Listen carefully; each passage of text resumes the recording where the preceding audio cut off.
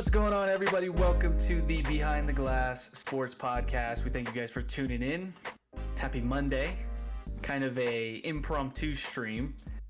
We've been off for a while, especially from streaming, but we're back. You know, we didn't stream at our normal time. We usually stream on Saturdays. There's a big thing that happened this weekend. Something I was very proud of. Really? Really happy. Yeah, really. Weekend?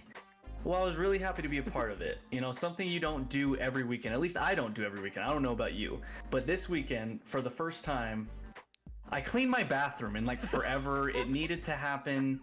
Showers needed to get clean. The grout, the soap scum was just accumulating so heavily. You know, you got to clean your toilets at least, you know, once every couple weeks. So yeah, and then I mean, outside of that, I had some crumble. I mean, you had a wedding, so yeah, I went to that. Oh yeah, I forgot about that. But yeah, I mean, outside of that, my bathroom needed clean. No, you got married this week and last weekend. Congratulations, you're a new man. How do you feel? Do you feel lighter, smarter, more stressed, less stressed? I know your cooking duties have increased. Definitely less stressed. But yeah, it was good. It went as perfect as it could have, which was awesome. I did great. I know. I mean, I did as well. Everyone came up to me, you know, after the speech, everyone was dancing. Everyone came up to me and Aaron. They're like, yeah, Steven's speech was terrible. They hated you. Oh yeah? Or were they like, is he for hire? Because we could use him as like a faux best friend. You know, I'm like, you know, I should start a new career, honestly. I figured that I could now with Kevin Hart. I have. Yeah, that's what I'm saying. I could be that guy. Like, my speech was great. I could be the fake best friend and just deliver an amazing speech for you. That's what I can do. No, it was a fun time. My feet were killing me. The shoes you gave us were awesome. It was a great wedding, great thing to be a part of. I was really happy, honestly, that the sun wasn't killing us, because I thought the day before, I was like, man, we're going to be screwed. But really, it was me and Brad that lucked out, your brother, because we were in the shady part, and Mitchell and Calvin, they still had sun on them. So they were dying and sweating, whereas me and Brad, we were like, oh man, this is cool weather. I had no sun on me because the officiant was covering the sun for me. Oh yeah, he was sweating bullets. I was watching those beads drip down his freaking head. Yeah, and then the sun was hitting Aaron. And then like the officiant would move once in a while and block the sun for her, but I was covered, so I was good. I didn't realize the sun was that bright because around, I would say, what, 2 or 3, it actually started hailing over there. Yes. Well, it was night and day. When I was driving in, it was like a monsoon. And I was like, oh boy, this might not go well. And then as soon as like 10 minutes after I got to the venue, it was like sunshine, the birds were flying, and I was like, oh, well, alrighty. Yeah, but then it was humid. So yeah, it was perfect. Everything went well. Great wedding. Me and Calvin didn't get to finish our game 7 in pool. That will be one of those what if moments, you know. 30 for 30 will be written on that. It saved you from blowing another 2-0 lead. It saved you from blowing a 2-0 lead. You were going to be the Utah Jazz. Nope, I would have won that. No, you would not have. There would have been a 30 for 30. What if I told you Steven had the greatest comeback while fighting injured? My feet were hurt, and you know they panned me. I'm like, I could barely stand, but somehow I gritted it out to just boom, shot after shot, billiard after billiard. That's just what I am. Billiard speech pro is just what it is. All right, we should probably talk about some sports today. There's been a lot that's happened since we've last done this. Well, I mean, I guess we did it last weekend, so not really terribly a lot. But there's been some changes. Obviously, we're now to the conference finals of the situation. As you can see by the playoffs, is this NBA playoffs a fluke? You can see kind of how we feel about this playoffs. But we do have the conference finals set. Obviously, game 1 of the Western Conference Finals was played on Saturday, one of the two. And then the Eastern Conference Finals was, you know, now set up, but the game for the semis was decided last night with Atlanta defeating Philly. So, would you like to give our thoughts on that first, or go into why we both think this is a fluke? We can go into why We both think it's a fluke. Well, I think both of our reasons are the same, but if you'd like to go first. Yeah. Well, first, I want to say that all four teams remaining are really good. They are really. Trey Young has he's a superstar. Milwaukee is a really good team. Um, and as far as the West goes, the Clippers, they've been playing really well even without Kawhi. And the Phoenix, they're a really good team. They are, but I don't think anyone had these four teams in the final. I don't think either of us had any of these four teams. Well, I did. I had Milwaukee, but other than Milwaukee, the other three teams are kind of a surprise, or they are a surprise. I mean, no one really thought that the Clippers could. I mean, like some people thought the Clippers could get there, but it was like after the Dallas series, it was like, I don't know, right? Because they go down 0-2, they struggled against Dallas. Even then, Kawhi gets hurt and doesn't play the last couple games against Utah. So it didn't feel like, oh, the Clippers will get there, right? It was like, oh, I don't know, we'll see. So it's all about who's healthy. It really is. It is at the end of the day. It was go series by series. Whoever had the least amount of injuries won that series. I mean, going from other than Denver and Portland, that was the only one. I would say that the healthier team lost. But other than that, I think the healthier team won every series. Now, there was a couple series that there weren't injuries between the two teams. Dallas and the Clippers, I think, were one. Let's see, Utah and Memphis were pretty much one. And then in the East, let's see. Mike Conley didn't play in that the Utah Memphis one. Yeah, but I mean, at the end of the day, it didn't really matter. So, yeah, and then East. I mean, some of the first round matchups were bleh, but it's just I don't want to say like injuries happen. Injuries happen every year, but this year specifically, every team had an injury, or at least there was one team in every series that had a massive injury that actually did impact the series. It wasn't a role player that was out. It wasn't like, your fifth best player out. It was LeBron James and AD. It was Jamal Murray, Will Barton. It was Kawhi Leonard.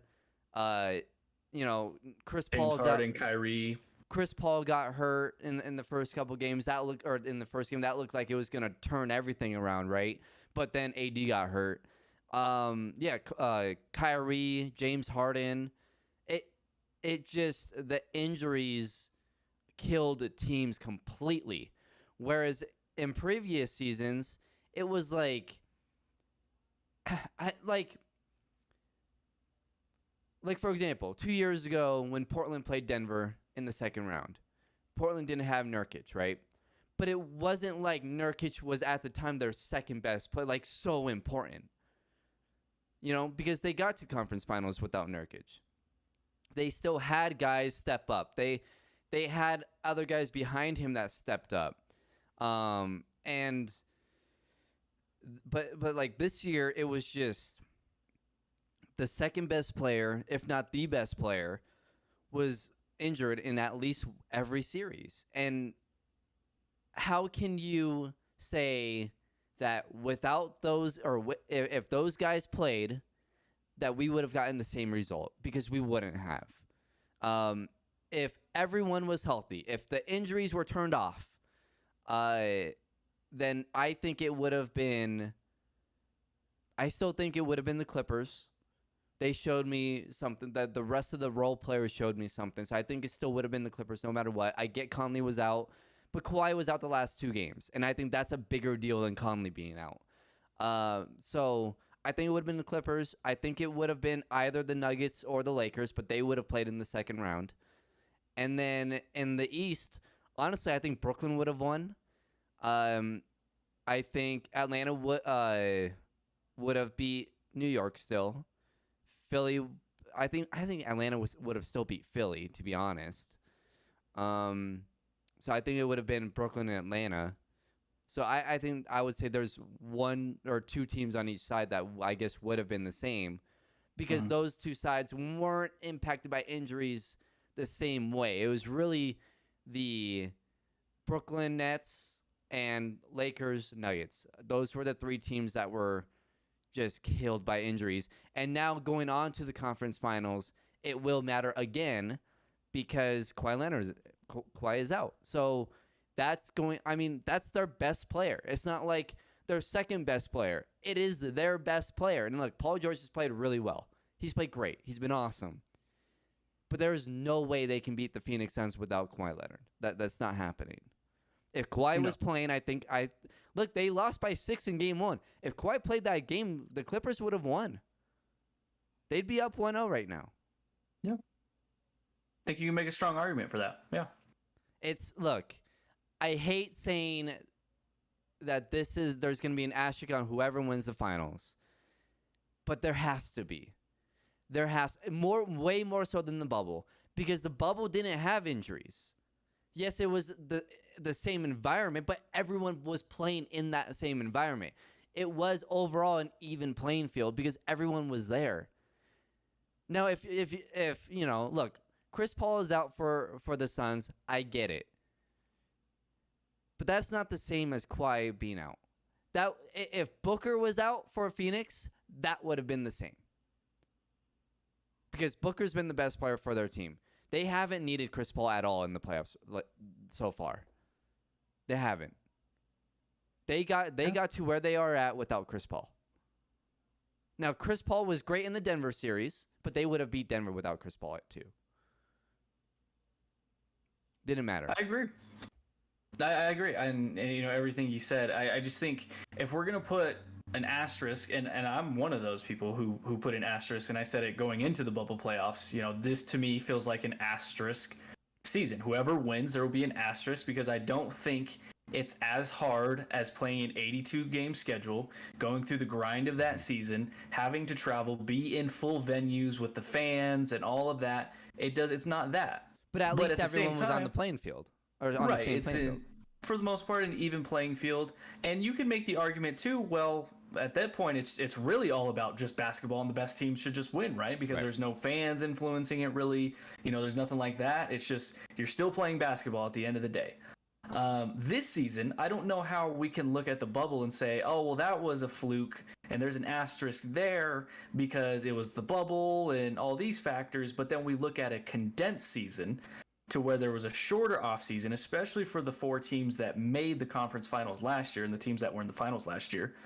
And on top of that, we are going into the playoffs. Some teams don't have full venues and don't have full fans there, but you're seeing that each team has been, for the most part, obliterated by injuries. Okay, like if all teams were healthy or mostly healthy, I still think it would have been a Lakers-Brooklyn finals. I think we would have seen that. I don't think there's any way Milwaukee would have gotten past the healthy Brooklyn, because it went 7. And that was with KD sparingly playing with a limited James Harden, and then Kyrie for a couple of games. I mean, James Harden was awful. Right, and they almost still won. Really, they probably should have won, but Kevin Durant played 48 minutes, like 3 games in a row. He stepped on the line. Did you see that? He stepped on the line. Well, but I mean, he was exhausted at the end of the game. But I mean, that series is over if he hits that. It came down to one shot. If he hits it, they win. So, or if he's behind the 3-point line, but then if he hits the shot in overtime, they win. Right. So that's how close the margin of, was for Milwaukee. If Brooklyn's healthy, I don't think they beat them. If the Lakers are healthy, I don't think teams get past a healthy AD and LeBron. And that's just what it is. You could say, well, it's a war of attrition, and the teams that survive the injuries, they're the best team. Well, okay, but again, we went over it a couple podcasts ago, or last podcast. For example, the Phoenix Suns, or I think the Portland Trailblazers, had a full month and a half more rest than the Denver Nuggets. Mm-hmm. So how is that even fair? To an extent, you're asking these guys that were just in 7-game series and playoff mode to pick it right back up, condensed travel, more games within the week, and all these injuries. in my mind, it's a fluke. Now, if you're a Milwaukee fan, if you're a Atlanta fan, if you're a Clipper fan or a Phoenix fan, and your team wins the championship, does that mean you should feel bad about it? No. You should be happy about any sort of championship. But at the end of the day, I think we can all look at it and say, if all these teams were healthy, I don't know if anybody gets past Denver. Well, now, I still do think it would probably been probably the Lakers, but does anyone get past the Lakers or the Nuggets? I don't think so. Does anyone get past Brooklyn out of the East? I don't think so. And it's a completely different thing. If we're going to call the bubble a fluke, we have to call the condensed season afterwards with also different factors and limitations also a fluke. Right. Well, and here's the thing. If you don't like it, if you don't like that if we're calling it a fluke, win it next year. Right. Whoever wins it, or in general, whoever gets to the finals, if they bring back the same team, especially if Phoenix gets to the finals, you better get to the Western Conference Finals next year. You better. Because if you don't, then if you do win, well, that's more fuel to the fire, right? That that was just because here's the thing. Fluky year. You know, a lot of people called the Nuggets kind of a fluke in the bubble, right? Oh, they got to the conference finals. They came back from 3-1 twice, down 3-1 twice. It was a bit of fluky. It was fluky because they were in the bubble and no home court. Well, Denver got to the 3rd seed without Jamal Murray and having Jamal Murray in the last 2 months. Nikola Jokic won MVP. And not only that, but they beat a healthy Portland team and got to the second round of the playoffs. So without 3 of their top 8 players, by the way, playing a two-way player, a guy who just was on the couch watching games. I mean, 30-year-old rookie. And a 30-year-old rookie. Like, come on. And they still got there. So if you want to prove it, then you better prove it too next year. You have to. Well, the thing is too, like if people want to point, well, Denver's season in the bubble is fluky, okay, but I would also push back on that. Well, if it was a normal year, would they have gone down 3-1 twice? No, I don't believe so. No. So I mean, listen. At the end of the day, if you're a fan of a team that is in the Final Four, you're happy for your team, and you should be. Yeah. You know, if the Nuggets were in this, we would be happy. But at the same time, too, if the Nuggets were in and people were like, this is kind of fluky, I'd be like, yeah, you're right. But this is how these teams, right, the remaining teams win. There's no LeBron. There's no KD. There's no Juggernaut Warriors. This is how these teams win. And the Nuggets are in that group until proven otherwise. Yeah. Well, I'll say this. I don't think. How do I say it? The teams that are now in the Western Conference Finals, I think Milwaukee is good enough to be in the conference finals, right? But they weren't. But it's fluky that they beat the Nets because of the injuries. Yes. Yeah. The Hawks, no one picked to be in the conference finals, but I would say I do think that they are a better team than the Knicks and the 76ers. I do. Because of they're better than the Knicks, and I probably don't have to explain that. But the 76ers, they are better because Ben Simmons not only can't shoot, but is too afraid to shoot. Mm-hmm. And that killed them. That's the reason why Philly lost, not because of injuries. It's because Ben Simmons was awful. Right, and we can't make the excuse of, Joel Embiid was... Listen, Joel Embiid was he played amazing. The entire series. He put up his numbers. Yeah. So there's no excuse for that. Embiid did his job. They were Philly was... But here's the thing. That side of the bracket, they were all healthy. All 4 teams were healthy. I mean, they did lose Danny Green, to be fair. True, and but for the Hawks, they did lose Hunter. So it's a wash, right? I mean, they're 2 role players, yes. 2 starting role players. So, and honestly, I could argue that Hunter is a better player. So the better team won that series, and the best team out of those 4 on that side of the bracket got to the conference finals. That's how the bracket shaked out. Now, on the other side, obviously, the Nets would have won if they were healthy. Well, now we look at the West. The Clippers, out of the 4 teams on that side, I think the Clippers were the best team. I think so. I really do think so. I think Utah was really close. And Donovan Mitchell wasn't fully healthy, but he played. And if Utah was the better team, they would have won that series against the Clippers. They would have, because Kawhi didn't play the last 2 games. Utah should have won that series. But I think the Clippers showed that they were the best team out of those 4 teams on that side. So yeah. I do think that the only 2 fluky teams out of the Final 4 right now are the Milwaukee Bucks and the Phoenix Suns. Now, here's the thing, though, right? Is that the Clippers nor the Hawks would beat the Nets, the Lakers, or the Nuggets. So whoever does win the actual finals, that will be an overall fluke, right? Of no matter which of the 4 teams wins the finals. But as far as getting to the conference finals, the Hawks are not, and the Clippers are not, because they were the best teams out of those 4 teams on their side. But they each would have lost to the teams that were probably supposed to be in the conference finals. Yeah, so that's where I'm at. And look, Phoenix is a really good team. And Milwaukee is a really good. I picked Milwaukee originally to make it to the conference finals. By the way, you owe me crumble on that. It's just I don't want to talk about it. And Phoenix is a really good team. And Devin Booker is getting really close to that superstar level. Stephen A. called him the next Kobe Bryant today. I was like, whoa. Yeah, that's a little. It's in his first playoff run. That's we're the going thing. there. Phoenix will be back. Like they will. I do think Sure. that they will prove that they will prove later on within the next 3 years that they deserve to be there.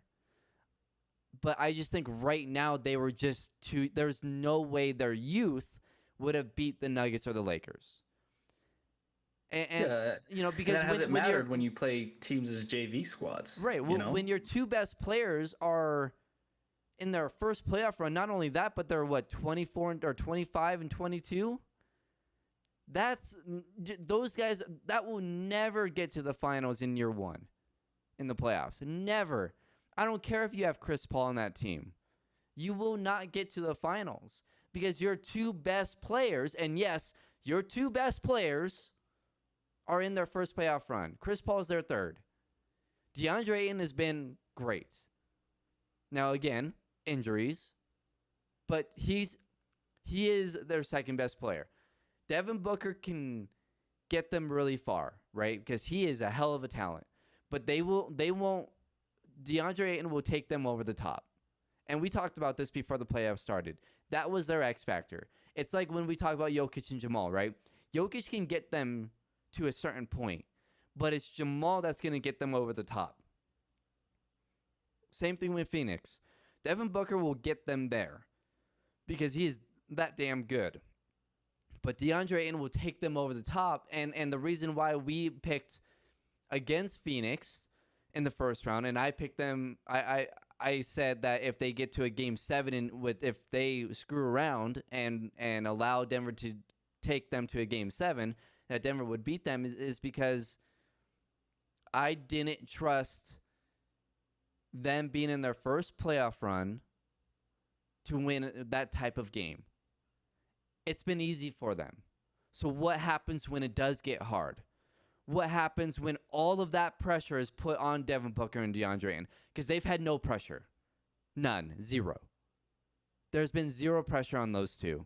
It's been easy. So what happens when pressure is put on them? If it is Milwaukee and Phoenix, I do think Milwaukee will win because I think they're more battle tested. They've been in game even in these playoffs, they've been in game 7s. They've had to play tough teams, even with the injuries for Brooklyn. They've had to play KD healthy, by the way. So they've gone through it, right? They even last year in the bubble, they lost to Miami. This year they come back, even though Miami was a very different team. They had to kind of fight those demons. Giannis has been better. Middleton's been really good. So I think that I think both of us can agree, I think it will be Milwaukee and Phoenix in the finals. I do think Milwaukee wins that series because I don't think Phoenix has been tested, and I don't think they will be tested. Well, I think when it comes to Phoenix specifically, I think two things can be true at the same time. They're a really, really good basketball team with a really, really good number one. But they also got the most fortunate bounce in bracket history that I've ever seen. LeBron and AD, not 100%. AD can't finish the series. The Nuggets are without their second best player, and then their fourth best scorer. And, PJ Dozier, who's one of the first guys off the bench, who plays a critical role for them, not only handling the ball on the bench unit when, Monte's not in, but defensively. I mean, he's a versatile player who can guard 1 through 4 in small lineups. So I don't want it to be a slight, but that's just true. And I go back to when I was on the Suns podcast with those guys too.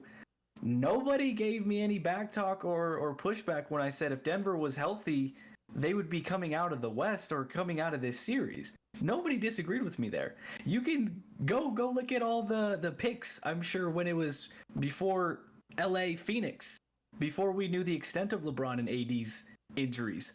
How many people picked Phoenix? So I think, again, there can be two things that are true. Phoenix is a great basketball team who I think will be here next year, in the playoffs and be in the thick of things. But they did get fortunate. And just like a lot of these teams, Milwaukee got fortunate too. Philly didn't. But, I mean, there's so many injuries that have really derailed things. And it's shaken up this playoffs. And that's just what it is. If we're going to call the bubble a fluke, we need to call this a fluke as well, because it's not a normal season. Yeah, this doesn't normally happen. People are pointing out, well, there's always injuries in the playoffs. Yeah, but not to this level. Not to the superstars. Not to the all-star players. There's a record amount of all-star players that were hurt in the playoffs that did not play. Record amount. Yeah. Think about that. And that was just the All-Star game was what? 4 months ago? That's it? Well, when you look back at all the playoffs, like the biggest injuries, I mean, obviously Golden State was ravished, ravaged the year before, right? Before the bubble. But outside of that, was there any other stars that got injured besides Clay and KD? Not that I can think of.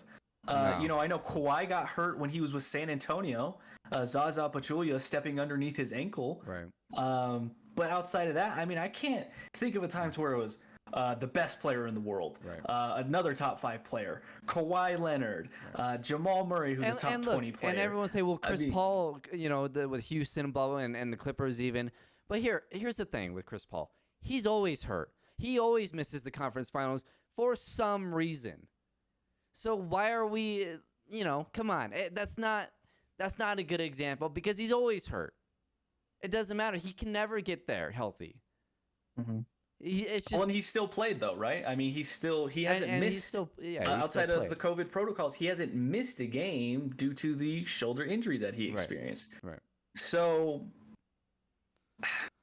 it is what it is, But again, if we're gonna call the bubble a fluke for it not being the same as a regular season, how can you call a condensed season not an asterisk season as well? And you know what's crazy about this is this would be 3 straight seasons, by the way, where the finals winner won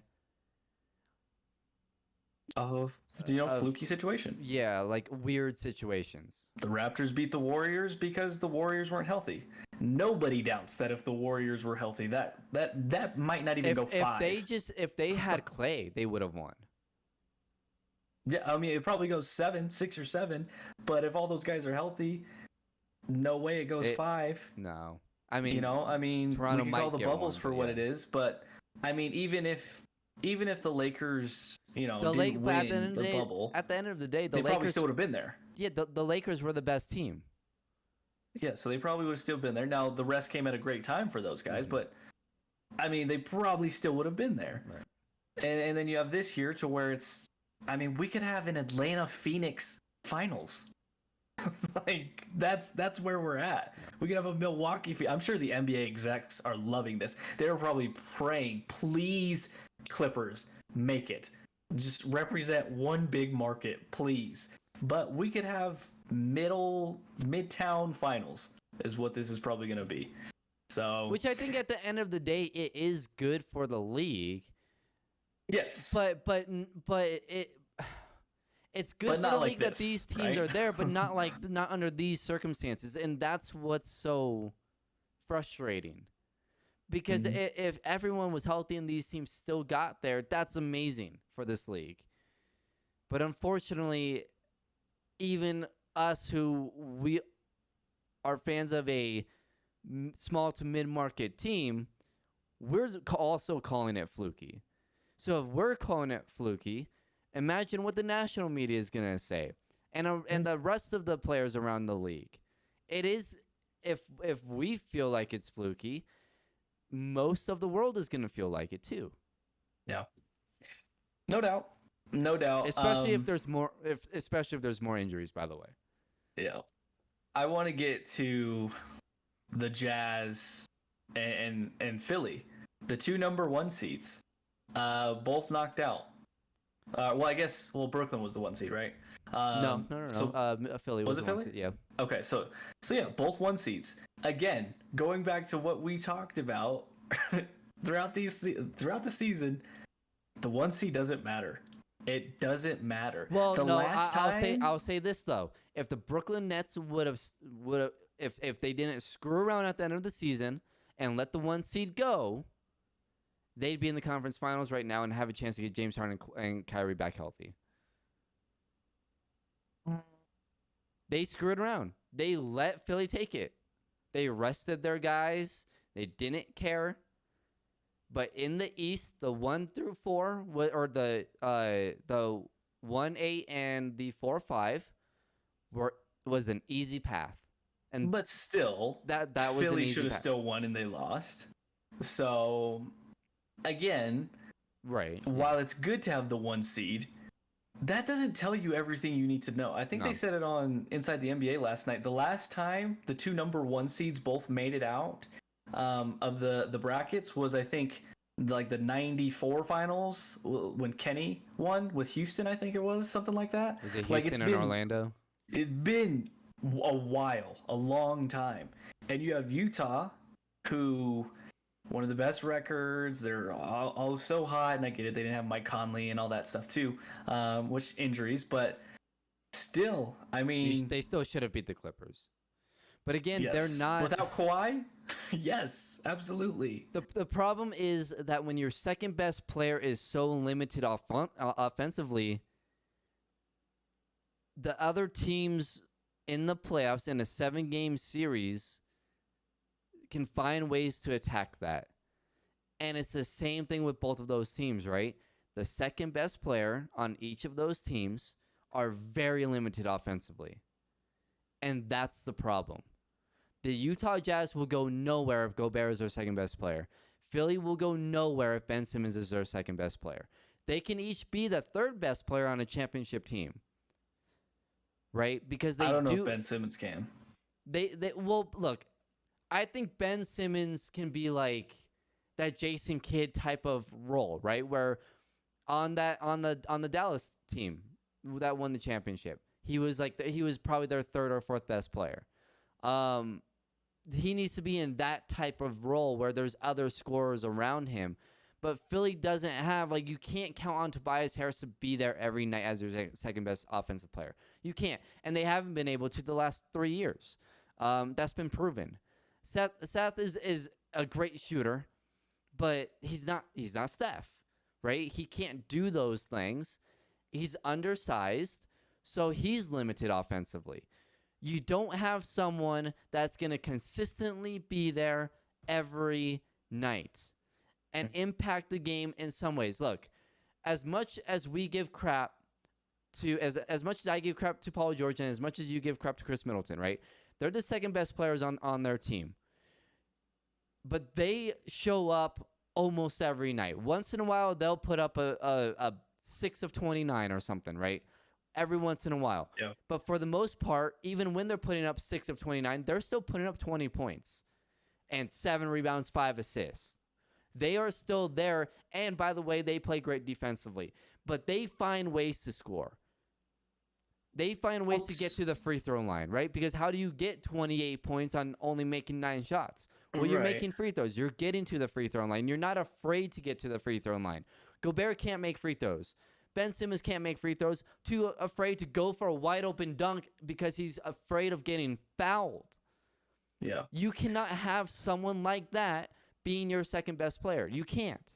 Well, I'll say this. I think with those guys, Paul George, Chris Middleton, yes, they'll have the nights like you mentioned where it's like a bad volume night where the stat sheet looks just terrible. Right. But it's the threat that they can score. Right. Like Paul George may be shooting 7 of 21, but it's the threat of he's probably going to make the next one. Mm-hmm. With Gobert, he's limited, but I don't view him the same as Ben Simmons necessarily. I think Ben Simmons is just a liability at this point. Yeah. I think he's a great defender. Obviously, we know he's a great, facilitator and, playmaker in that aspect. But when you cause your team to be offensively, it's 4-on-5. When they switch the other end of the court, it's 4-on-5. Teams don't have to worry about Ben Simmons. Right. Like the only thing he was good at offensively is getting to the rack. Now he doesn't even want to do that. Right. Now he doesn't even want to take that. When he spun on Gallo, do you know who came and challenged him? I don't. All I know is he had a wide open dunk. I don't remember who that was. It was Trae Young. Trae Young was the baseline defender who came at him, faked at him, and then was just going to let him go. He didn't even want to dunk it at that. So now he's just a liability. So it's the threat with Paul George and Chris Middleton. They may be having an off shooting night. Jamal may be having an off shooting night, but they'll probably hit the next one. At least with Gobert, he's not afraid to go to the basket. You can at least get a lob from him. You can at least get 14 to 16 points. With Ben Simmons, he barely got like 5 and 7, and he doesn't even want to shoot the ball. And, to me, he's been in this league, how long? 5-6 years? Well, he's 24. I'm not even giving him that excuse. Like, he hasn't even gotten better. Right. He has not. You can get progressively better. No one's saying that he needs to shoot 50% from the field. Right. You don't need to shoot 50% from the field. You don't need to be a 38% three-point shooter. But he shot 34% from the series from the free throw line. That is the worst in NBA history. With guys like Shaq who shot free throws in the playoffs. Here's Giannis's numbers, okay? From the three. He went from 16% to 25% to 27% to 30, back down 25 to 30 to 30. He has relatively gotten better from Steady three. Improvement. From the free throw line, it went up to down. But so it went 74, 72, 77, 76. As he was shooting more and more, I think it got worse, which makes sense. To 73, down to 63% last season. This season, it went back up to 68. He got better. But he's at least hovering in that frame, right? Of 70s, and then we see the marketed, the marketable growth. Right. With Ben Simmons, there is no growth. And at a certain point, it's on the player. Like, you're just not doing whatever you need to do to get better, whether it's not taking enough shots or you don't take it seriously enough. I mean, I think at this point, if I'm Ben Simmons, the best career move is to fully commit to being a power forward and working on my post game. That is it. Because as a point guard, you will not survive. Well, I don't understand how he can't shoot. Because when you look at his form, it looks fine. It's not like we've seen guys have a terrible form and they can still shoot. Yeah, I Kevin mean, Martin comes to mind. yeah, like even Kenyon Martin comes to mind. Marcus Camby. Right. The, it doesn't make sense. It really, it's all mental. It's It's confidence. literally all mental, and that is even more terrifying because if he doesn't have the confidence at all to Mhm. go for a wide open dunk because he's afraid of possibly getting fouled, that's not something that will just go away. And Oh. I mean, and his trade value is just destroyed. I Oh, don't. absolutely. I now I think people have brought it up. I think CJ McCollum is probably your best chance of getting somebody back because If Portland wants I'm to blow it up. But then does Portland want Ben Simmons? Well, that's what I was gonna say. I saw these trades being thrown out on like First Take today of Steven, trade him to Portland for CJ, trade him to Golden State for Draymond. I'm like, if I'm either of those teams and you offer me Ben Simmons for those guys, I'm saying no, absolutely not. You better give me more. Yeah. Why would I trade CJ McCollum for Ben Simmons, who, while Portland does need defensive help, that would make them significantly worse offensively. Again, unless he's going to commit to being a Right. power forward and like a role player and not like my second guy, then okay, that's different. But if you're wanting me to take him on as my second guy, he can't. You cannot win with Ben Simmons as your second guy. You just can't. He's an all-world defender, great passer and playmaker, but there's no way you can win with him as your second best player. Doc said that last night. They asked him, can he be a point guard on a championship team? And Doc said, I don't know that answer right now. That means no. If it's not yes, it means no. Okay? When they asked Joel Embiid about it last night, he didn't directly point the finger at Ben Simmons and say his name, but he said, I thought we lost the game when we gave up an open dunk and didn't want to go to the free throw line. Who is he talking about? He's talking about Ben Simmons.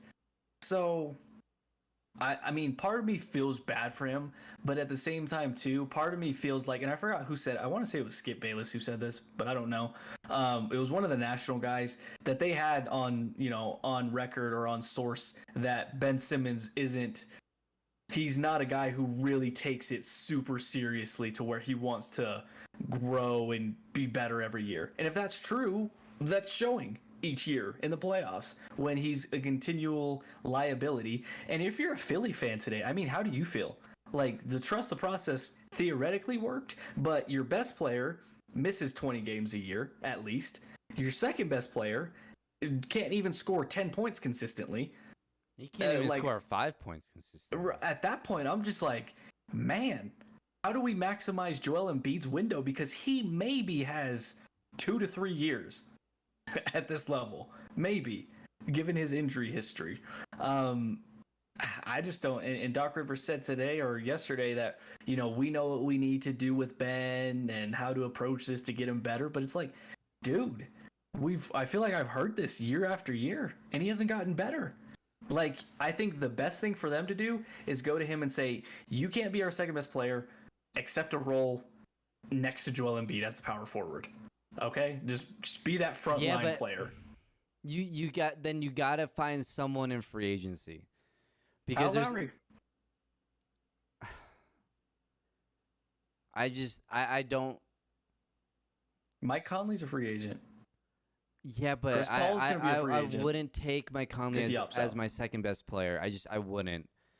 No, but I mean, it's hard to get those guys. Like, second best players just aren't floating on trees. And that's the problem. I think your only option is to trade Ben Simmons. If you could trade Ben Simmons for possibly a CJ McCollum, adding in draft picks because look, here's the thing: Portland's gonna blow it up. They're gonna get rid of CJ. They're desperate for defense. They actually might take a look at Ben Simmons, but use Ben Simmons in a different way, like what you are saying. If Dame takes the point guard slot, right, you go out and maybe in a trade package, maybe you get Seth Curry along with Ben Simmons and a couple firsts, right? It would have to be something like that. Like, you'd have to give me either like Seth back or like Tobias, or that might be too much. But that's too much money. Yeah, I mean, maybe, you got to give me something like that. Because this guy is a liability offensively. Well, I think Portland though is also Portland. It was Portland's a very good offensive team to where I think they can, even losing CJ, they can cover that up offensively. I don't know. I think they're going to have to undergo a massive identity change on offense because their offense is high screen and roll and Damian shoot the ball or pass it to CJ and make something happen with 7 seconds on the shot clock. I also think it's hard when you have two small guards like that. Well, so I think Powell. I think out of all the teams, I think at least for championship contenders, I think Ben Simmons fits Portland. I don't want to say the best, but one of the best. And it's funny because we talk about when I think about fit and immediately for Ben Simmons, you're going to hate it, but I do think of Denver. Don't see. And the only reason the only reason is because Denver has enough offensive weapons to cover him. And the way if Ben Simmons can work with Jokic on cutting and those type of things, I think Aaron Gordon for. And I get it.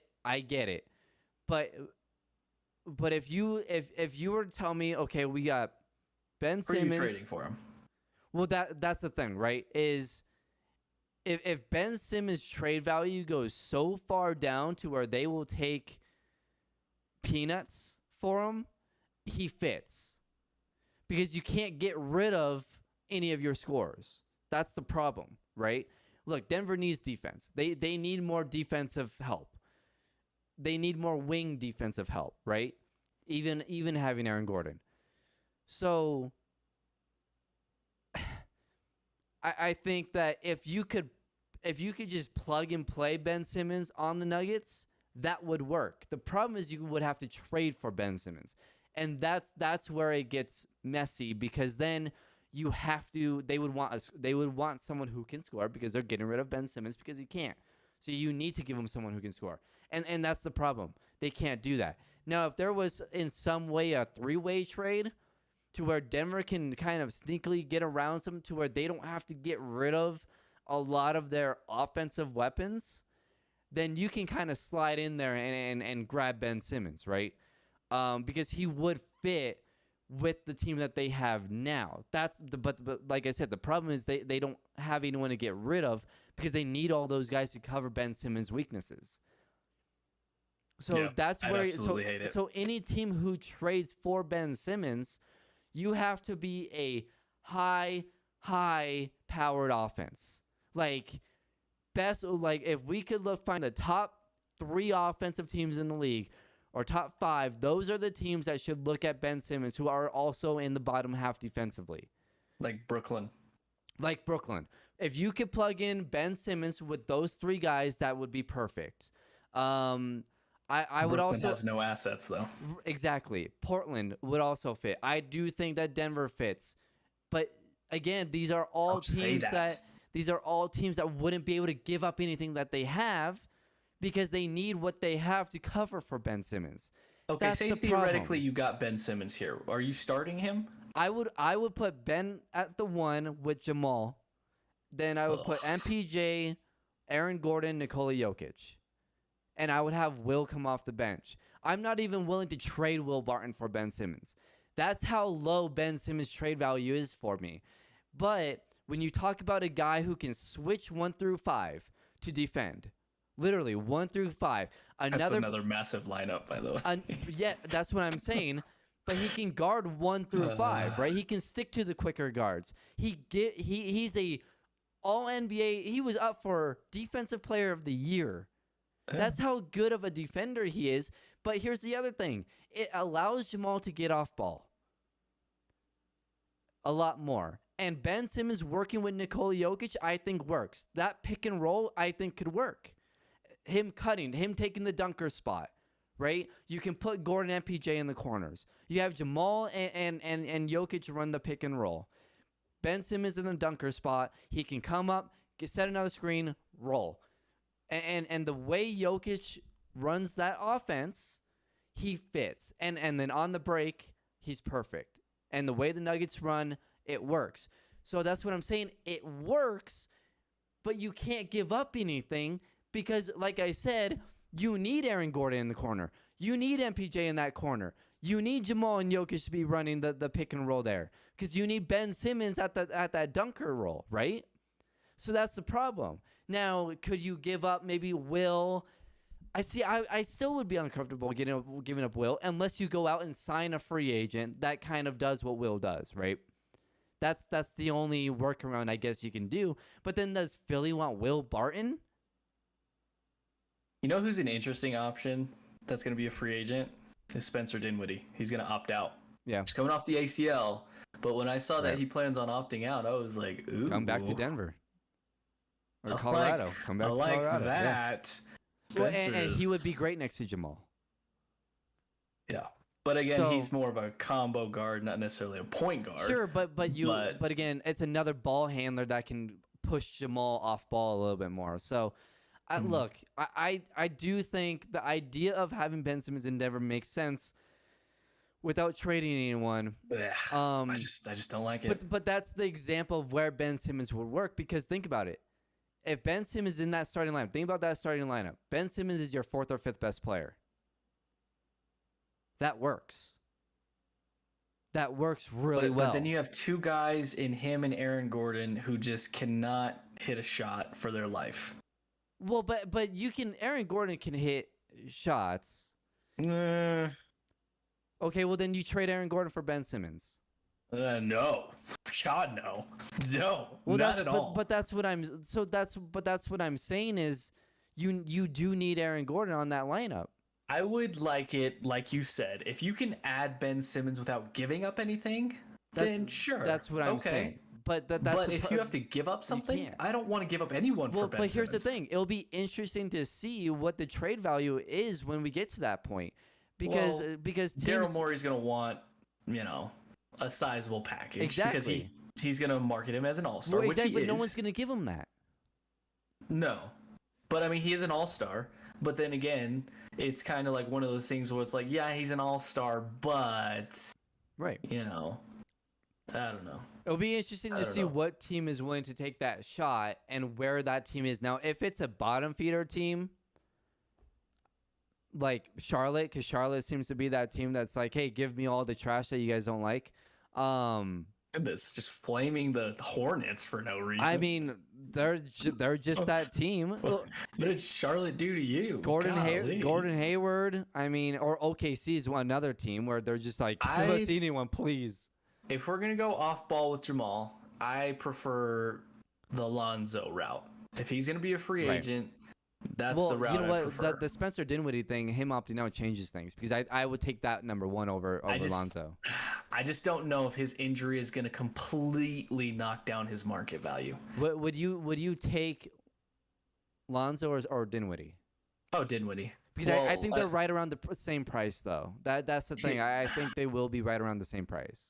I think Lonzo's obviously the better natural facilitator, but Dinwiddie's a pretty good playmaker. Dinwiddie's obviously the better scorer. I would take Dinwiddie.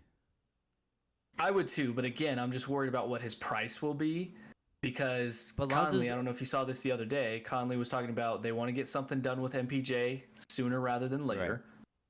Right. Aaron Gordon, he's got one more year left on his deal, but I saw in a Denver Post article that, maybe now is the best time to go to him because he kind of had a down playoffs. Yeah. Maybe that kind of, knocked down his market value. Maybe you get him at a cheaper deal now. Mm-hmm. The Nuggets are going to have they're not going to have a lot of money to work with in this offseason. And that's also depending on what does Will do with his player option. They have to be willing to go into the tax. Which Tim Connolly said that there weren't any financial restrictions, so take that for what it's worth. I mean, he's not going to say that there are. This is the year for them to take a shot. If they want to take a shot, and if they're willing at some point to take a shot, this is the year to do it.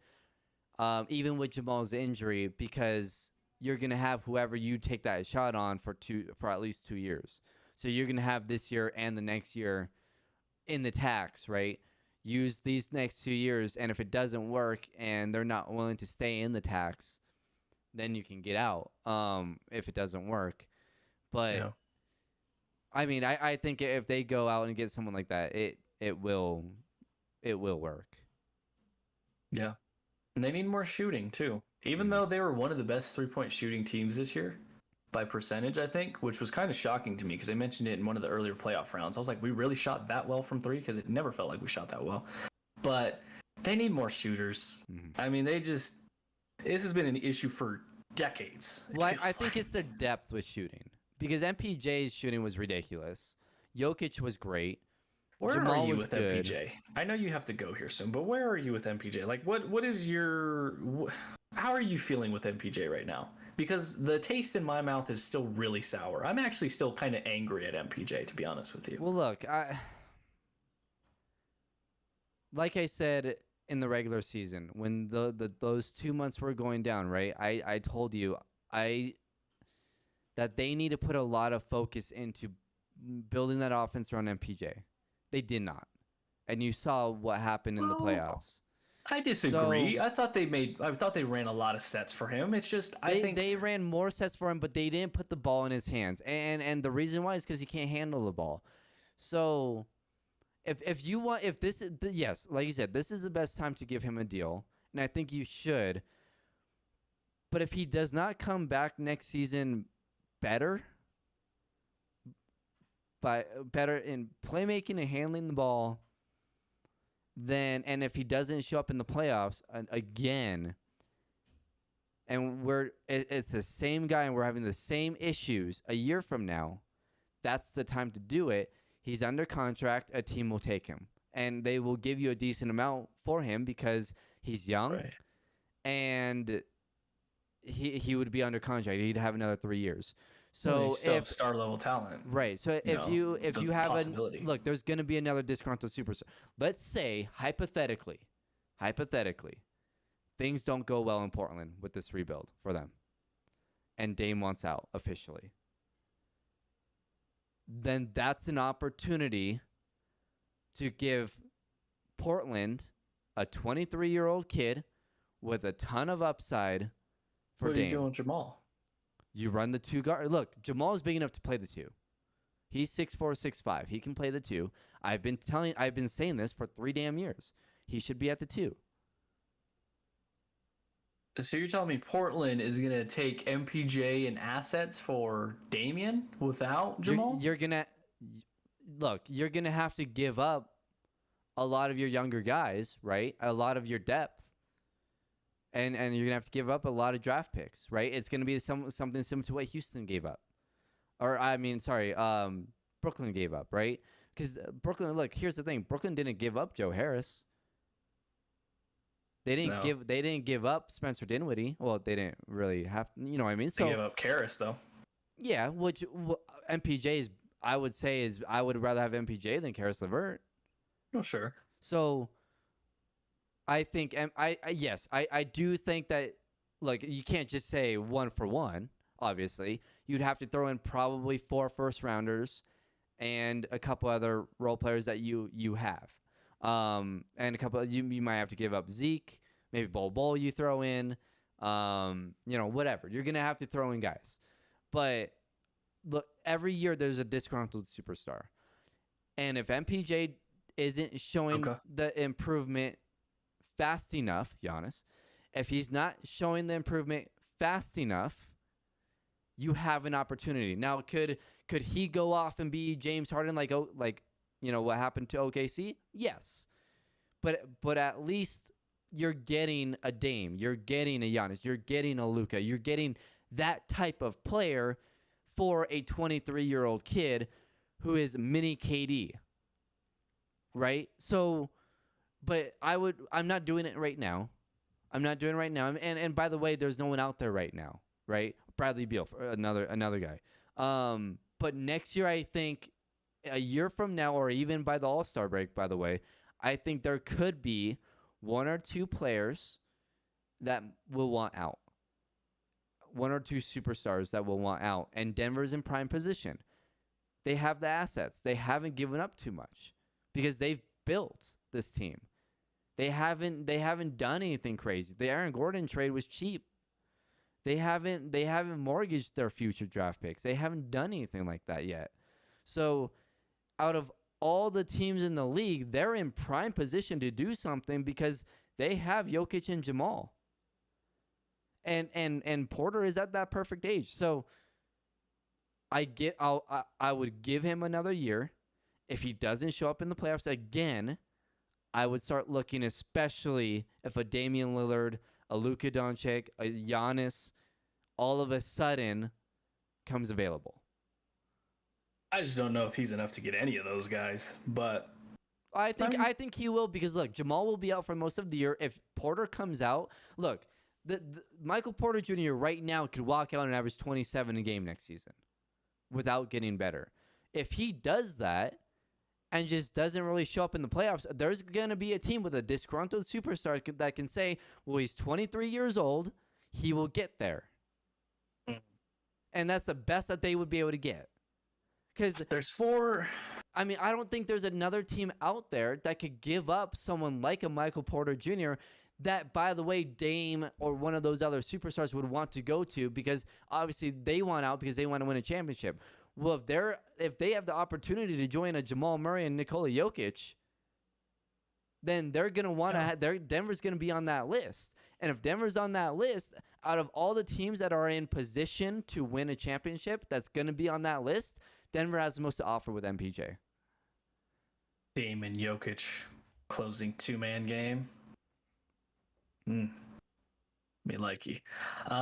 But there's 4 glaring holes in MPJ's game that I think he has to at least address 2 this offseason. It's unrealistic to think he'll clean up everything, but I'd say at least 2 is doable. I think the number 1 most glaring is his ball handling. He has to learn how to catch and get a stronger handle. I mean, there was points where he would drop the ball, and like, it's at key moments. Like you got to catch the ball. So that's number 1 priority.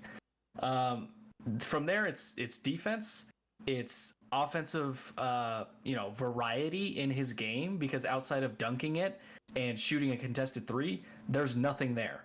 There really isn't. And then from there, his playmaking ability. So I would like him to at least come back with an improved handle, and if he goes defense, okay, fine. But preferably, I'd want him to work on his handle to at least be respectable, to where he's at least catching 80% of the passes that come his way and not fumbling the ball all the time. And then also getting variety in his game. Like, he can't get pushed off his spot by 6'4" Norm Powell. He can't, when he takes 2 dribbles in a post-up, pick up the dribble because he doesn't know what to do. I mean, he has one of the best players in the world on his team that has great footwork. Learn from that. Contact a Carmelo, a James Harden, to figure out how to work even work with Devin Booker. He's a mid-range assassin. Find a way to work with him in the offseason to get better in that area of the floor. Because outside, it's not that he can't make those shots. It's just finding those shots and hunting those shots and being creative in how you get those shots. So at least 2 of those he's got to come back fixed, because I mean, it's just so irritating, because you see the talent is there. It's almost like with Jokic, right? You see the talent, it's there, but it's different issues. For Jokic, it's just, you just have to want to do it. Okay? With MPJ, it's like, you're great, but you just need to fix some things. Like, you're a great Corvette, but you got a flat tire, a tail light is out, there's a chip in your windshield, but once you clean those things up, boom, you're amazing looking. Jamal with consistency. Right. So it's just, there's things he's got to work on. And listen, at the end of the day, I have to center myself, because it's like, we have 3 star potential players. One's a Hall of Famer, an MVP already. Jamal has the caliber, has the potential to be an all-star caliber player every year. And MPJ, if he puts it all together, can be a top 5 player in this league someday. Not every team has that luxury. And we went through the dog days of Brian Shaw and what those years looked like. So I have to kind of take a step back from time to time to remind myself of what we do have. But it's irritating because you see the window there. And in the NBA specifically, windows can come and go very quickly. That OKC team, I'm sure they felt just as we did, and then they never got them back. They never won one. Those Portland teams with Brandon Roy, when they had Greg Oden, LaMarcus Aldridge, I'm sure they were like, man, we are set. Never got one. So it goes quick.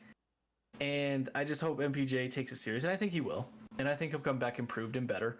And I'm also really glad. I think this is his last year to prove it for Denver, though, because Denver's. I get it, he's young, but Denver's in their window. They can't screw around here. Sure, I agree. I think by the. I mean, listen. I think it would have to be drastic for them to want to trade him at the deadline. It would have to be completely drastic. Right. But and it can't be a situation where he's like playing bad, because obviously you won't be able to get much for him. But well, that's not true. You wouldn't be able to get as much as you can, but it would have to be drastic. But I'm hoping he's back. Lastly, before we go, I'm very excited that Nikola Jokic is deciding to rest for the qualifying tournament for the Olympics. As much as I know he wants to play for Serbia, it's just very selfish of me as a Nuggets fan. But if they make it, then that's a different story, because he probably will play. So here's to hoping, and I know we have like one listener in Serbia. Hopefully you're not listening to this episode, but I hope you guys lose in the qualifying round. I hope you get completely obliterated and he doesn't have to play for you. I'm just being completely honest with you. And I just hope he rests. I hope he plays with his horses all off season, but doesn't eat very much. Okay, stay fit. I hope Jamal wraps himself in bubble wrap and, does what he can with the ACL. Just let us enjoy this mediocre Broncos season, and we'll get back to trying to win a championship here. That's my goal. Yeah. So. I was like you. I was relieved when I saw the news. Yes. I think we're gonna see a lot of players opt out of the Olympics. I don't know. Damian's gonna play. James Harden is a tentative yes. Kevin Durant is a yes, apparently. Yeah, so, but Devin Booker's a yes. Well, yeah, like some of the. I don't think LeBron will play. No, I mean, why should he? Why would he I don't think Giannis. Well, Giannis might. I don't know. You'll see. Like I always say, if the U.S. team had the best players possible, that's way better than the Dream Team. And I've said this since the 2012 Olympics. Because the talent in the NBA is so ridiculous in today's league. Like, if you gave me a list of the top 10 U.S. players, that's better than Dream Team. Easily. But they but... I think so. These guys are all Hall of Famers. Well, yes. But and the top 10 U.S. players right now will all be Hall of Famers. Let's go down that list. Okay, well, LeBron, obviously. Kevin, obviously. James, obviously. Damian, probably not obviously, but yes, I think he'll be a Hall of Famer. Steph, obviously. Jokic isn't a USA person. I mean, we would have to look. I don't know. Kawhi's a Hall of Famer. Yeah. Here, top 50. AD. NBA. Is AD a Hall of Famer? Yeah. Who are we missing here? Because we're excluding like Luka and Jokic and Giannis. So those are three international guys. I mean, what's the list after that? I mean, we're getting to is Devin Booker at that point? Is Devin Booker a top 10 player? American-born player? Right now? He might be. The way he's playing, yeah, I would say so. He might be. I would say so. I think he's broken that. His really mid-range good, man. game is insane. I get the comparisons to Kobe. I do. I don't. I mean, offensively, sure, but he's not. He's not there. Come on. So LeBron, Kawhi, yes. Harden, Steph, yes. KD, Kevin, yes. AD. Okay. Embiid is not. Let's see. Dame. Yes. Did you already say Steph? Yep. Chris Paul. Yeah, that's a Hall of Famer. But is he a top 10 player? As far as U.S. players, I mean, I don't know. Maybe. Right now? Maybe Jason Tatum. Is he a Hall of Famer, though? I think Jason Tatum will be a Hall of Famer by the time he's done. I mean, he's got that trajectory, but yeah, I don't know. Well, I mean, you look at the Dream Team. They had young guys that weren't Hall of Famers yet. They had Christian Laettner. That was it. Well, they had other young players. Is what I'm Oh, saying. okay, fair point. Um, That had the trajectory of getting there, but obviously they Paul didn't George. know. I was just gonna say Paul George, Towns, Kyrie, um, Jamal Murray's on this list. That he wouldn't. Donovan Mitchell, Devin Booker. Then it gets down to Russell Westbrook, Chris Middleton, Drew Holiday, and then Trey Young would be on that team. USA is just stacked. Although Zion international or basketball is Zion. getting catching up. Zion's US, right? Yeah, Zion. How about Zion would be on how the about team. that? Zion, did you see that Zion report? would be your Leitner. Your Yeah, just run him out there. just run him out there. Against And against he would. Argentina. By the way, he would Or be. Facu. He would be really good in the Olympics. That's a good fit. Yeah, Like yeah. he would crush guys. Yeah, yeah. But they play more physical. Jalen Brown, John Morant. Like think about the young players in this league. Yeah. Like it's But the international game is catching up though. They're not well, there. Right. Well, and here's the thing. Like almost every heavy. like 3 players I have to skip because they're international. Think about this. You've got let's see. Giannis at 2. Let's see. Jokic, Luka, Embiid. Let's see. The next one would be Rudy Gobert. Bam would be U.S., right? Ben Bam's- Simmons is international. Jamal is international. Ayton. Ayton. Is Kyle Lowry? No. Let's see. Pascal Siakam. It drops. But the problem is for international is they're all on different teams. Kristaps, like if they were all on one team, Vucevic, then it'd get Nurkic. It would get interesting. But they're all they should do different for the teams. All-Star game next year? International they should do versus, international versus America. I was just gonna say I want to see that. They they do that for the all rookie. Yeah, I mean now you're at the point to where Sabonis. You didn't even mention Sabonis. Sabonis, I was just on his name. Bogdanovich, both of them. All the Vitches, if you're Bogdanovich, you can shoot. You're just born into great shooting genes. Show me a Bogdanovich that can't shoot. Yeah. And I'll show you a liar. This league is so stacked, it's ridiculous. Yeah. Well, young talent is fun. I mean, DeAndre Ayton on this list is 74. Zach LaVine is 75. I mean, come on. Like, there's really good players that wouldn't even make the cut. Yeah. like a Zach LaVine. Yeah. I mean, this league is... It's really fun. Amazing. You can pretty much go through every team and point out Serge Ibaka. Yeah, Serge Ibaka. Well, yeah. Maybe young Serge Ibaka, but not after back surgery, Serge Ibaka. Well, these guys are all in the 90s, so in this list. So I'm just thinking of the guards though. Like, think about the guards we have in this league. Like Murray.